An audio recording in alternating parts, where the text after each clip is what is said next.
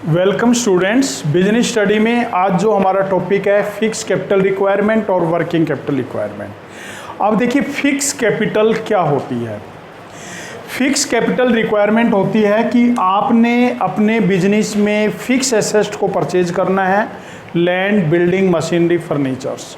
तो देखिए कोई भी फिक्स एसेट या नई टेक्नोलॉजी हम बिजनेस में जब परचेज करते हैं तो उसके लिए हमें लार्ज कैपिटल की रिक्वायरमेंट है और लॉन्ग टर्म के लिए चाहिए, वो शॉर्ट पीरियड के लिए नहीं चाहिए, लॉन्ग पीरियड के लिए चाहिए।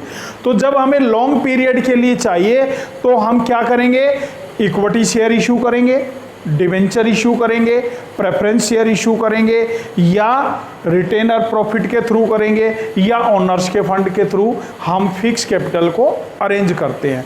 तो अब हमारा क्वेश्चन आता है कि जो फिक्स कैपिटल की रिक्वायरमेंट है कब ज़्यादा होती है, कब कम होती है। तो फैक्टर्स में सबसे पहला पॉइंट आता है नेचर ऑफ बिजनेस। देखिए हमारे बिजनेस का नेचर कैसा है। हमारा बिजनेस मैन्युफैक्चरिंग बिजनेस है या ट्रेडिंग बिजनेस है। अब देखिए मैन्युफैक्चरिंग बिजनेस में जहां हमारा प्रोडक्शन हो रहा है तो प्रोडक्शन के लिए हमें रॉ मटेरियल चाहिए, मशीनरी चाहिए, टेक्नोलॉजी चाहिए, तो वहां हमें फिक्स कैपिटल की रिक्वायरमेंट ज़्यादा होगी।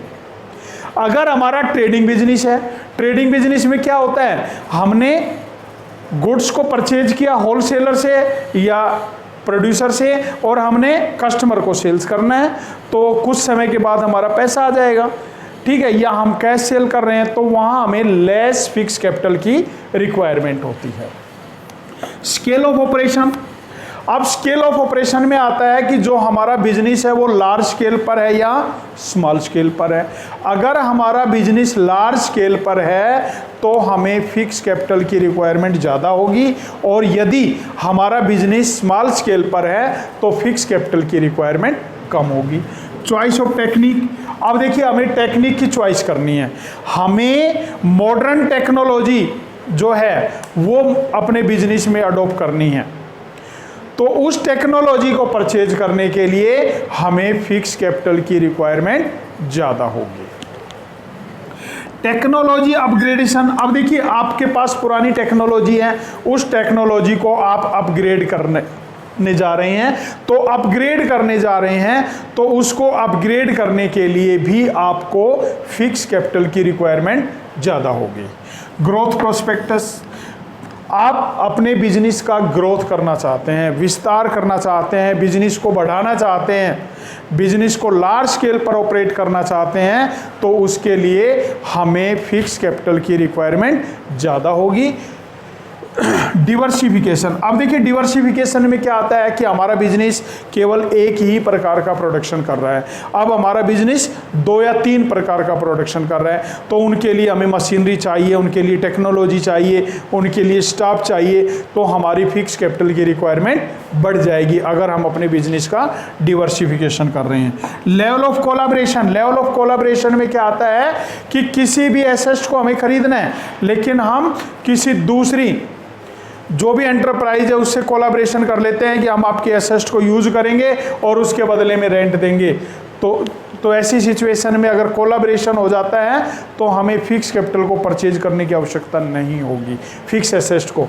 तो इसलिए जब कोलैबोरेशन हो जाता है तो वहाँ फिक्स कैपिटल की रिक्वायरमेंट कम होगी। Financing alternative. अब देखिए फाइनेंसिंग अल्टरनेटिव में क्या आता है, हमने फाइनेंस को अरेंज करने के लिए इक्विटी शेयर इशू करने हैं, प्रेफरेंस शेयर इशू करने हैं, डिवेंचर इशू करने हैं, जिससे कि हम फिक्स कैपिटल को रेज कर सकें। लेकिन इसका एक दूसरा सोर्स क्या आता है, दूसरा सोर्स आता है लीज।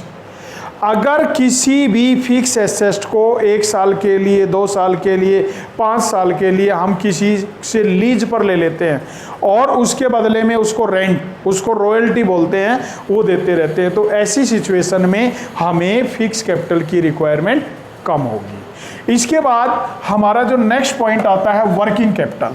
अब देखिए वर्किंग कैपिटल करंट एसेट और करंट लाइबिलिटीज का डिफरेंस होता है excess of current asset over current liabilities. Current asset जो है करंट लाइबिलिटीज में जितनी ज़्यादा है वो आपकी वर्किंग कैपिटल होती है। तो ये दो प्रकार की होती है, ग्रोस और एक होती है नेट। तो जो नेट होती है ना वो current asset minus current liability, और जो ग्रोस होती है वो केवल करंट एसेट होती है। अब हमारा पॉइंट इसी तरह आता है कि वर्किंग कैपिटल की रिक्वायरमेंट किस में ज़्यादा होती है। तो नेचर ऑफ बिजनेस, अगर हमारा मैन्युफैक्चरिंग बिजनेस है तो वहाँ वर्किंग कैपिटल की रिक्वायरमेंट कम होगी, और ट्रेडिंग बिजनेस है तो वर्किंग कैपिटल की रिक्वायरमेंट ज़्यादा होगी। स्केल ऑफ ऑपरेशन, अगर हमारा बिजनेस लार्ज स्केल पर ऑपरेट हो रहा है तो हमें वर्किंग कैपिटल की रिक्वायरमेंट ज़्यादा होगी, और यदि स्मॉल स्केल पर ऑपरेट हो रहा है तो हमें वर्किंग कैपिटल की रिक्वायरमेंट कम होगी। बिजनेस साइकिल, अब देखिए बिजनेस साइकिल में क्या आता है कि जो हमारा बिजनेस है ना उसमें अप्स और डाउन आते हैं, कभी तेजी आ रही है, कभी मंदी आ रही है, कभी बाजार में प्राइसेस बढ़ गए, कभी कम हो गए। तो जब बूम पीरियड होता है तो बूम पीरियड में डिमांड बढ़ जाती है, परचेजिंग बढ़ जाती है, तो उस समय हमें वर्किंग कैपिटल की रिक्वायरमेंट ज़्यादा होगी। रिसेशन पीरियड, जब मंदी काल आता है तो उसमें किसी भी प्रोडक्ट को खरीदने वाला कोई कस्टमर होता ही नहीं है, तो वहाँ वर्किंग कैपिटल की रिक्वायरमेंट लो होगी, कम होगी। सीजनल फैक्टर, अब देखिए सीजनल फैक्टर जहाँ होते हैं, जहाँ अगर हमारा बिजनेस सीजनल बिजनेस है, मान लीजिए आपका बिजनेस गन्ने के जूस का बिजनेस है तो इसकी रिक्वायरमेंट गर्मियों में ज़्यादा होती है, तो उस समय वर्किंग कैपिटल की रिक्वायरमेंट बढ़ जाएगी। सर्दियों में इसका बिजनेस कम हो गया तो उस समय वर्किंग कैपिटल की रिक्वायरमेंट कम हो जाएगी। क्रेडिट अलाउड, अब देखिए क्रेडिट अलाउड में क्या है कि हमारा बिजनेस उधार माल बेचता है तो वर्किंग कैपिटल की रिक्वायरमेंट ज़्यादा होगी, क्योंकि माल तो हमने उधार बेच दिया तो वर्किंग कैपिटल की रिक्वायरमेंट ज़्यादा होगी। और यदि हमारा बिजनेस कैश बेसिस पर केवल नगद माल बेचता है, उधार नहीं बेचता है, तो वहाँ वर्किंग कैपिटल की रिक्वायरमेंट कम होगी। क्रेडिट अवेल, क्रेडिट अवेल में आता है कि हम जो रॉ मटेरियल परचेज कर रहे हैं, अगर हमें रॉ मटेरियल उधार मिल जाता है तो वर्किंग कैपिटल की रिक्वायरमेंट कम होगी, और यदि हमें रॉ मटेरियल जो है उधार नहीं मिलता है, नगद खरीदना है, तो वहाँ वर्किंग कैपिटल की रिक्वायरमेंट ज़्यादा होगी।